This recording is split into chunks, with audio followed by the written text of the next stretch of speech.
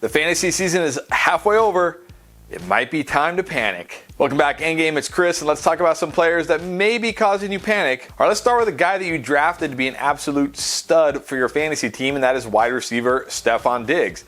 Now, Diggs hasn't been terrible, but he hasn't been what we wanted him to be, right? Only 2 games with more than 18 fantasy points. He's only topped the 20-point mark once.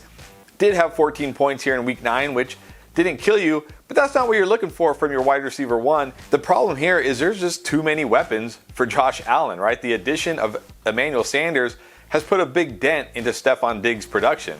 Yes, Diggs did have 8 targets this week, but so did Emmanuel Sanders.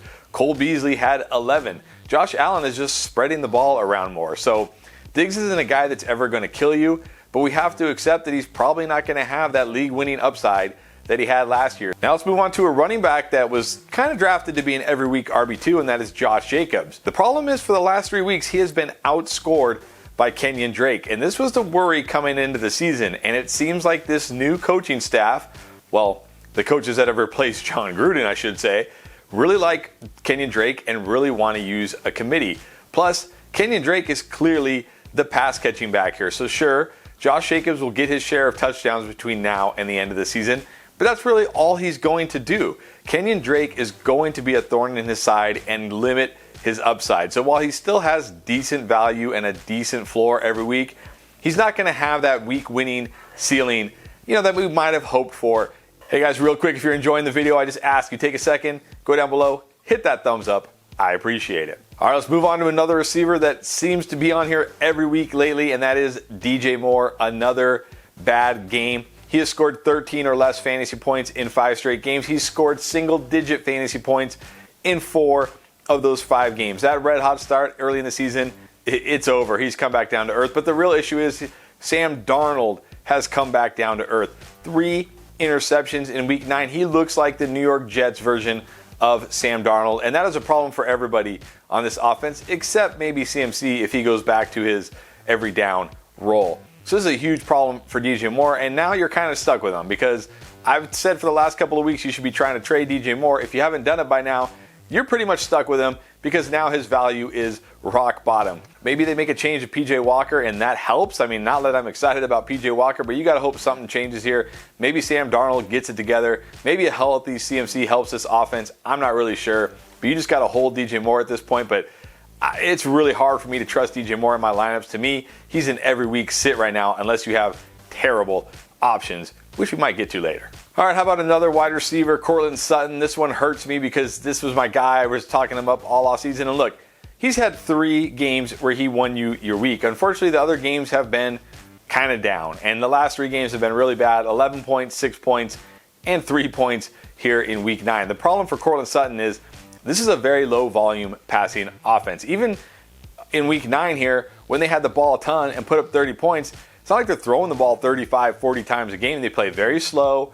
They want to run the ball. That's just their identity, right? So Sutton is going to be a very volatile player going forward, and you're just going to have to accept this. Kind of think about like Chase Claypool.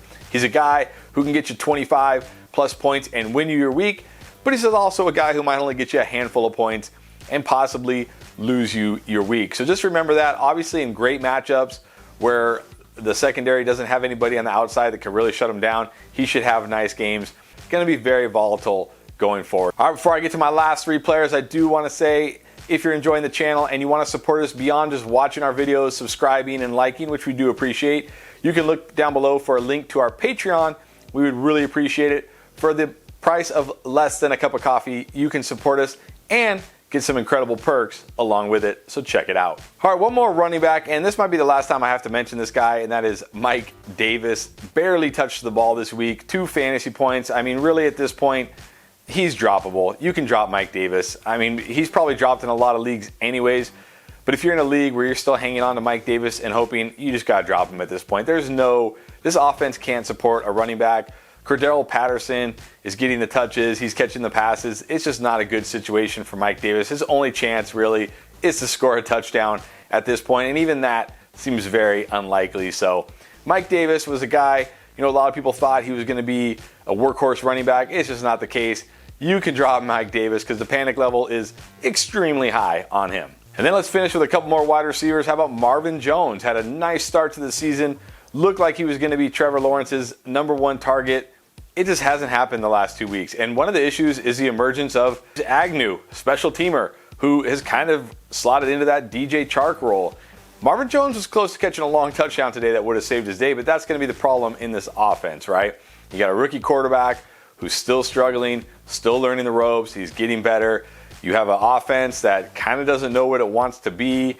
You got Agnew there. You got Chenault there. I mean, it's just going to be that kind of thing for Marvin Jones. So while it looked like Marvin Jones could be an every week wide receiver 3, maybe even a wide receiver 2, that's probably not the case. And he's probably just going to be a guy that you're going to want to sit in tough matchups like we had in week 9 and play him in the softer matchups going forward. So just a very matchup dependent wide receiver 3 with some upside. And then finally, a big name here, and that is Kadarius Toney. Man, I can't believe how many questions we got about Kadarius Toney this week.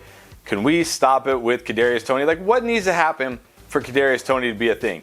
He had that huge game, right, in whatever it was, week 4, when literally every Giants wide receiver was out. Shepard had gotten injured in that game. Everybody was out. Last 2 weeks, 8 total fantasy points. 8!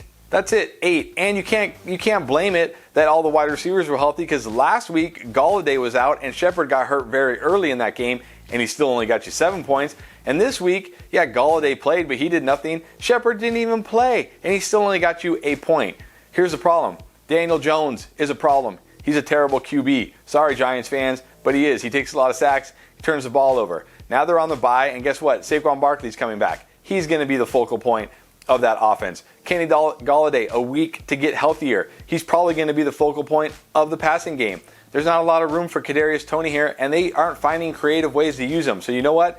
He's droppable. Stop asking me if you should start Kadarius Toney over good fantasy players, because the answer is no. All right, guys, that does it for this week's Panic Players. Appreciate you guys watching, and I'll see you next time.